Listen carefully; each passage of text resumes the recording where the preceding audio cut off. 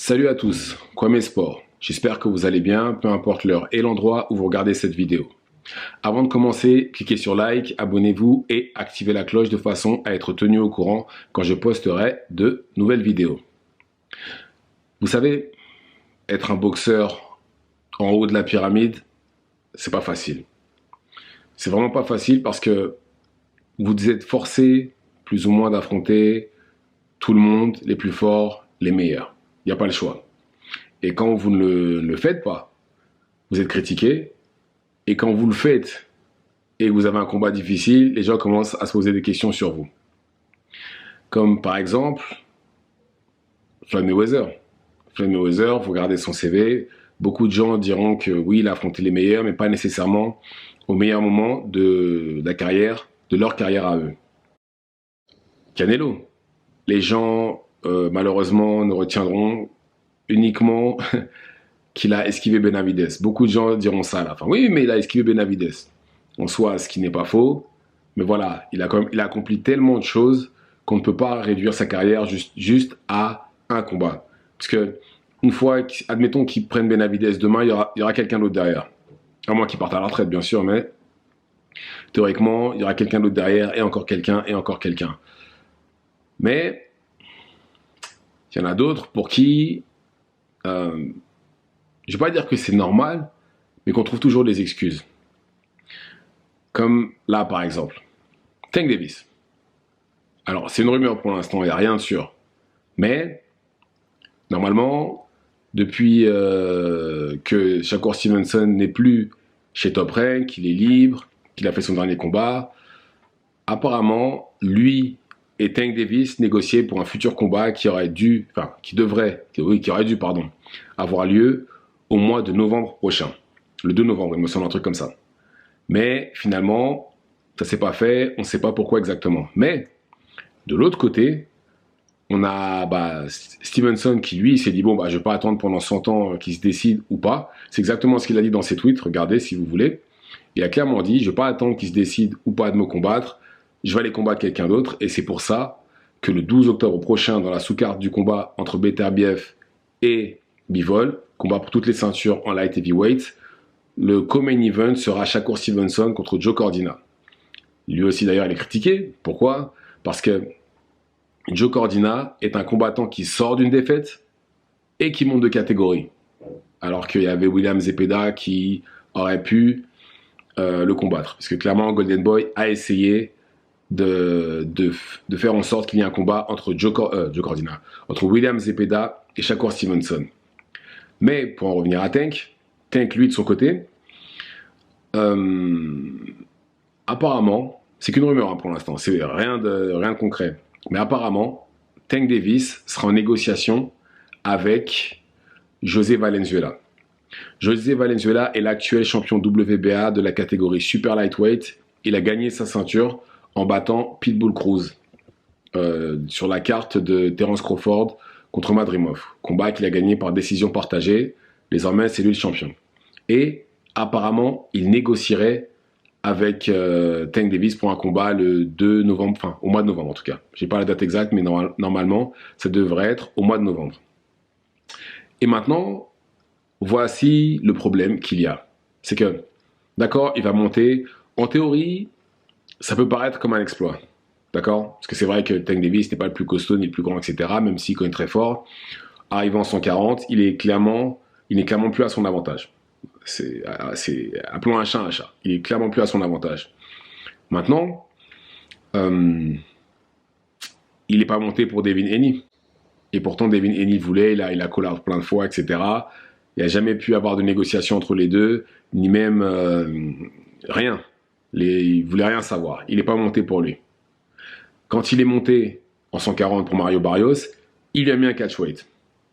D'accord? Pas catchweight, une clause de réhydratation. Pour ceux qui ne savent pas, une clause de réhydratation, c'est une fois qu'il y a la pesée, celle que tout le monde voit, le lendemain, la personne ne peut pas se réhydrater jusqu'à atteindre un certain poids.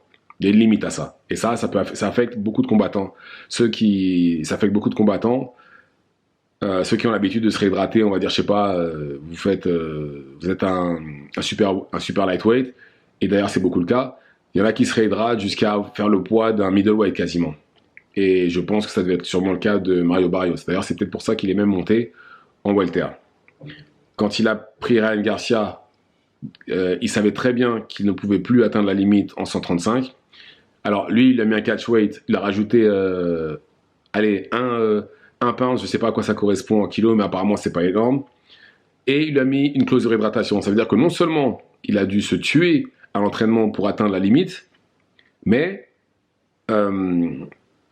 en plus de ça, il a mis une clause de réhydratation pour être sûr qu'il ne puisse pas être à son maximum, quoi.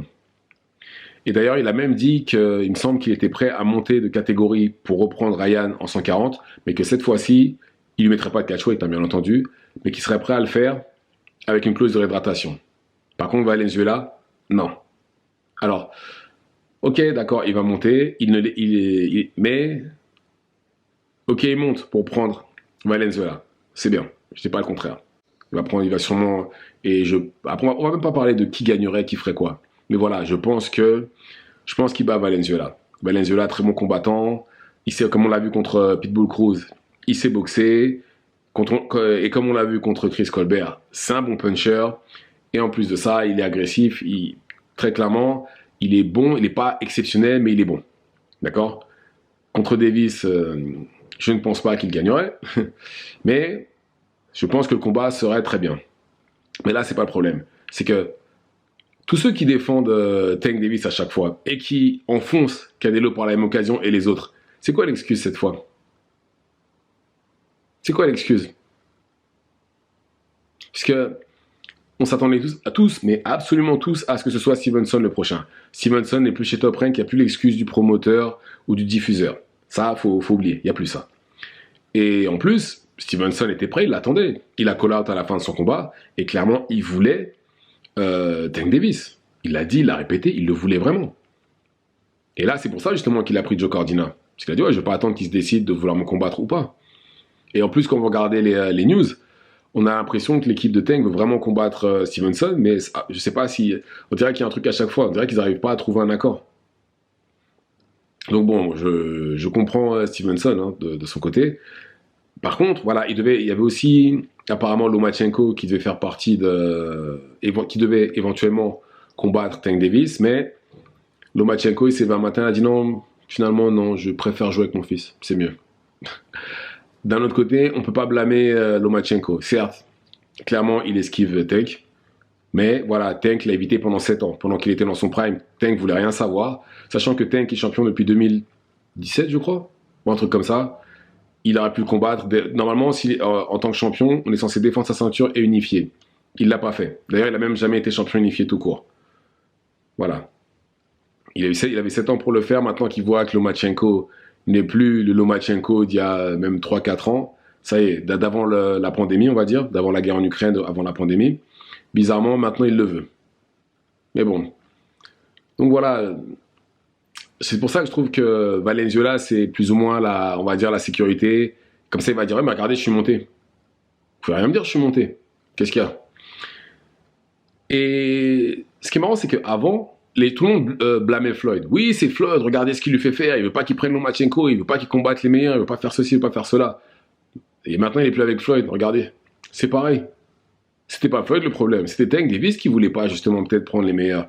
Et ce qui est triste dans tout ça, c'est que ça se trouve, il les bat tous. Ça se trouve, il bat Devin Haney. Ça se trouve, il bat Shakur Stevenson, Teofimo Lopez. Ça se trouve, il les bat tous. Pour moi, franchement, si demain il y a un combat entre Tank et n'importe lequel d'entre eux, je suis quasiment sûr qu'il les bat. C'est même pas un problème de niveau. Je sais pas où est le problème. Parce que clairement, je suis quasiment sûr qu'il les bat. Mais bon, que voulez-vous, tant qu'il décidera pas de prendre l'un d'entre eux, on ne le saura jamais. Et très franchement, je commence à me dire que Tank Davis contre Shakur Stevenson, ou même n'importe lequel d'entre eux, ça va être comme Benavidez Canelo. Je pense que j'ai l'impression que ça va donner ça. On risque d'avoir la même chose, encore une fois. Benavidez Canelo, mais avec Tank et quelqu'un d'autre.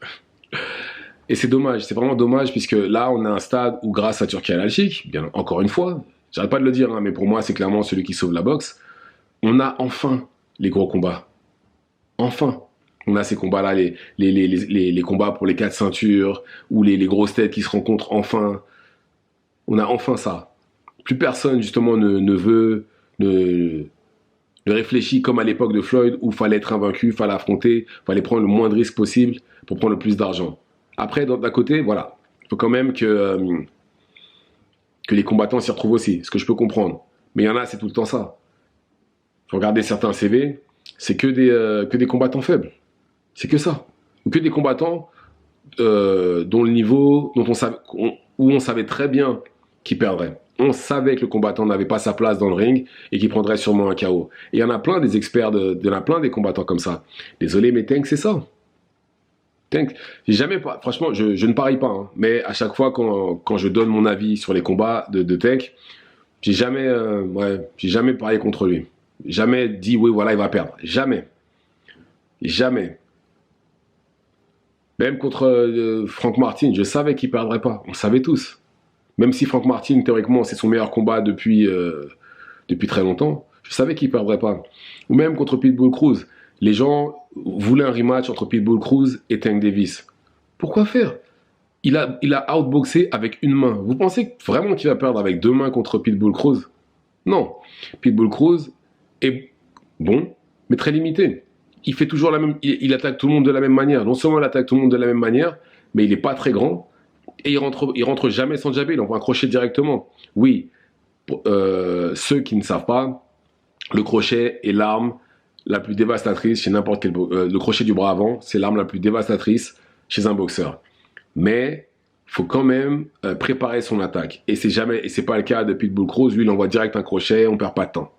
Et c'est dommage parce que s'il préparait mieux ses attaques, ça se trouve, il pourrait justement scorer des KO impressionnants ou même surprendre ses adversaires, ce qui n'est absolument pas son cas.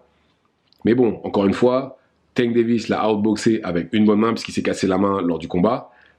Je vois pas ce qu'il pourrait. Avec deux mains, il prend un KO Pitbull contre Tank. Avec deux mains, il prend un KO. Il gagne pas contre Tank. Certes, il lui a donné un combat difficile, mais il faut voir les conditions. Il faut voir ce qu'il a réussi à faire aussi pour s'en sortir, Tank. Il a clairement outboxé.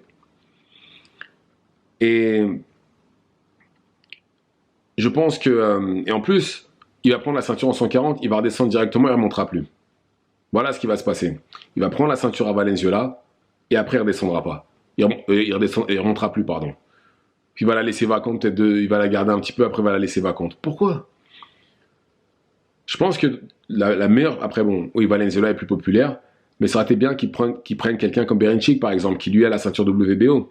Et je pense qu'il serait prêt à l'affronter. Et en termes de niveau, Berincic, c'est mieux que Valenzuela. Et c'est dans sa catégorie. C'est dommage, en tout cas. Et ça montre un peu le genre de combattant que c'est, comme j'ai dit encore une fois. Quand c'est les autres, ceux qui sont dangereux, comme Devin Haney, qui a un excellent jab, bon déplacement, plutôt bonne défense, là, non, il ne veut pas monter. Par contre, quand c'est Valenzuela qui est bon, mais voilà, c'est pas non plus un tueur, et il sait très bien qu'il a le menton fragile, il a déjà pris un KO. Là, par contre, oui, là, il n'y a pas de problème, il n'y a pas de catchweight, rien, je monte, il n'y a pas de souci. Mais bon, malheureusement, c'est cette génération-là de combattants, hein, que voulez-vous. Mais j'espère juste que... franchement, à ce stade-là, je pense que le combat va se faire parce qu'il me semble que Valenzuela, c'est un combattant PBC aussi. Les négociations vont aller très très vite et on va avoir le combat. Ça va aller très très vite, ne vous inquiétez pas. Mais dans l'idéal, ouais. Ou peut-être même William Zepeda. William Zepeda aurait pu aussi être un adversaire pour Tank. Ou qui d'autre? Non, Abdullah Mason, trop jeune, pas assez expérimenté. C'est lui qui prendra le KO. Non. Non, je pense que là, ouais, c'est... Enfin bref. Donc voilà ce qui se passe entre 135 et 140. Voilà les news. Voilà pour Tank Davis. Et de son côté pour Shakur Stevenson. Mais voilà, encore une fois, c'est dommage qu'on n'ait pas le combat. Et je pense très franchement qu'on risque pas de l'avoir, ce combat-là. Et c'est vraiment dommage. C'est vraiment dommage pour des combattants de ce niveau-là. Et, et comme j'ai dit, j'ai vu comment c'est parti, j'ai l'impression que Shakur Stevenson va avoir le même genre de carrière que Terence Crawford, où il aura tous les accomplissements possibles et imaginables, il aura battu tout le monde, enfin, tous ceux qu'on aura mis sur son chemin, mais que malheureusement ne sera pas une star. Je pense que ça va être ça. Et encore une fois, j'insiste, je pense qu'avoir choisi Top Rank et pas Floyd Mayweather qui est affilié à PBC, c'était une grosse erreur. C'était une grosse erreur parce que je pense qu'on aurait peut-être déjà eu le combat entre Tank et Shakur Stevenson. Puisqu'il a combattu Rolly Romero qui est signé aussi chez Floyd Mayweather. Et de son côté, Tank n'aura peut-être pas le combat signature. Je pense que pour l'instant, il l'a pas. Désolé, mais il l'a pas. Il n'a pas les accomplissements non plus d'autres personnes au même âge, qui ont déjà été unifiées, qui ont eu plus de ceintures au même âge, qui ont combattu plus de gros noms au même âge. Donc voilà, et c'est dommage pour un combattant de cette qualité-là. Parce que très franchement, encore une fois, je pense très franchement que Tank peut tous les battre. Eni, Stevenson, Teofimo Lopez, l'actuel champion WBC, Puello, le champion en 140, Zepeda, tous. Je suis quasiment sûr qu'il peut tous les battre. Mais bon, tant qu'on ne le verra pas, tant que ce ne sera pas lui qui décidera d'aller combattre ces boxeurs-là, on ne le saura jamais. Donc voilà, dites-moi ce que vous en pensez dans les commentaires, activez la cloche de façon à être tenu au courant quand je posterai de nouvelles vidéos et c'est tout pour moi, ciao ciao.